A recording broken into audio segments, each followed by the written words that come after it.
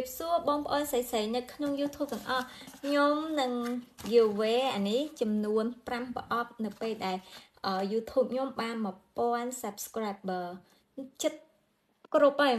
បងស្រីៗទាំងអស់គ្នាទាំងអូនទាំងបងអីអាចចូលលេងបានណាអញ្ចឹងកុំភ្លេចគ្រាន់តែចូល subscribe account ខ្ញុំម្នាក់មួយហើយ comment នៅក្រោមវីដេអូរបស់ខ្ញុំផុសហ្នឹងណានឹងទទួលបានអានេះមកឆូតអានេះមានជាតកៀបហើយមាននេះខ្ញុំនឹងដាក់អាប់នេះចាវាប្លីងណាប្លីងមាន13ពណ៌ក្នុងមួយប្រអប់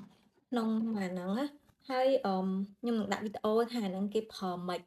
នេះគេអាចយកមកលាបភ្នែកក៏បានលាបថ្ពាល់ក៏បានគឺប្លីងស្អាតខ្លាំងមែនតើហើយនឹងមាន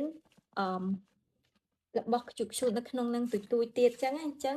កុំភ្លេច subscribe ម្នាក់មួយហើយ comment នៅក្រោមវីដេអូហ្នឹងថារួចរាល់នៅពេលដែល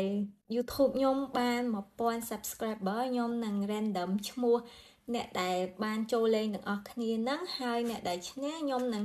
comment តបនៅខាងក្រោមវីដេអូហ្នឹងអូខេអញ្ចឹងកុំភ្លេចលេងទាំងអស់គ្នាចំណេញខ្លាំងមែនតើតែប៉ុណ្្នឹងទេកុំភ្លេចចូលលេងទាំងអស់គ្នាហងហើយកុំភ្លេច share វីដេអូហ្នឹងឲ្យ